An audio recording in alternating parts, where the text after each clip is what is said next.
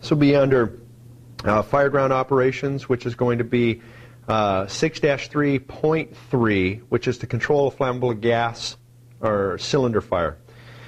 On the performance outcome, while operating under the direct supervision of a team leader, the candidate shall be able to control a flammable gas cylinder by advancing a hose line to a point where control valves can be operated. On the conditions given a flammable gas cylinder fire scenario, an attack line, and tools, the candidate should demonstrate the ability to, number 1, advance towards the fire so that a smooth, controlled, and safe approach is maintained. Number 2, as directed, operate the nozzle and adjust the pattern for the various techniques of using number A, straight stream to reach an initial cooling, B, narrow fog stream to cool the cylinder, C, wide fog stream to shield personnel from flames and to push flames away from the control valves. 3, cite the common indicators used for assessing cylinder integrity and monitoring for changing conditions. 4, you're going to select appropriate procedures for when changes or conditions occur. 5, advance and position fire streams in a manner that provides safe access for personnel to operate the control valves. 6, apply the fire stream without extinguishing the fire unless leaking gas has been stopped. 7, operate control valves so when a gas flow is stopped. And 8, while facing the hazard, retreat in a smooth, controlled manner until the entire team reaches a safe haven. So when you're going to be approaching that gas cylinder that's on fire, so we're going to say a propane cylinder, you're going to want to try to hopefully approach uphill, upwind. At least, if anything, we're going to want to be upwind. We're going to want to start our cooling. You need to apply the proper technique. So you've got to have that narrow, straight stream pattern. And you're going to apply that water at the top of the tank for cooling. Remember, at the top of the tank, the bottom has the liquid in it, the top has the gas that potentially can expand up to a boiling liquid expanding vapor explosion.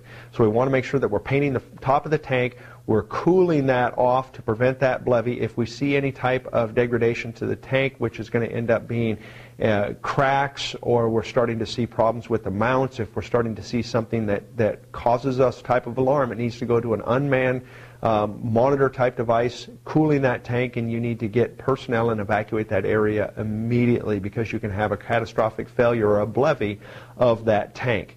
You need to make sure that once we get closer, we're going to have to expand that pattern out so that we're covering that tank, we're pushing the flames away, not extinguishing the flames. Now remember, if they do have a working LPG prop and you're approaching it and the flames do go out, it's not time to shut down, or it's not time to consider the situation over. In fact, it can be considered more dangerous because now we're spewing the product out, and we have a potential for an explosive combination. So if the product is still coming out, it's not being burned off, then we can still have a hazard if it finds an ignition source and comes back and catastrophically erupts into a fire or explosion.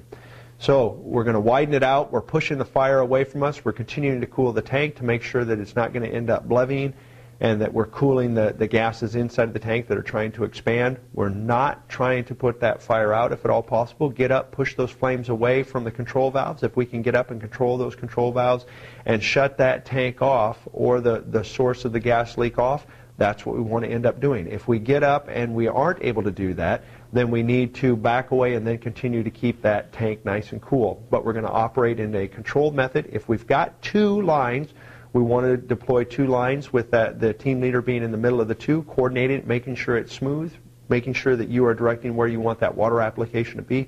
Approach that tank in a smooth method, and then go ahead and secure the valves and shut the gas supply off, if at all possible. If it's 1 line, still can be done. You just have to have very, very good nozzle control, nozzle discipline, approach that tank, keeping it cool, making sure that we aren't extinguishing the flame, pushing the flame away from it, getting up to those same control valves, widening our pattern up as we get to those control valves, and then trying to shut off the flow of gas that is causing the hazard exterior of that tank. If that can't be done, we need to back away in a controlled method, still keeping that tank nice and cool, and then we got to look up setting up for the long term, which could include setting up some type of a ground mount monitor or a hard mount monitor off of an apparatus and continuing to keep that tank cool to avoid any type of a levy. But vocalize all those things, set up, make sure everybody understands, get the water on the tank, the top part of the tank, let the water rain down over the sides. You'll be able to see on a working propane tank fire where the fuel level is by the condensation that's going to build up on it, or the frost line that'll build up on it. That'll show you exactly where the product is. And get up, secure it, back away smoothly, never turning our back on it, keeping personnel accounted for, and making sure that we do it in a safe and very proficient manner.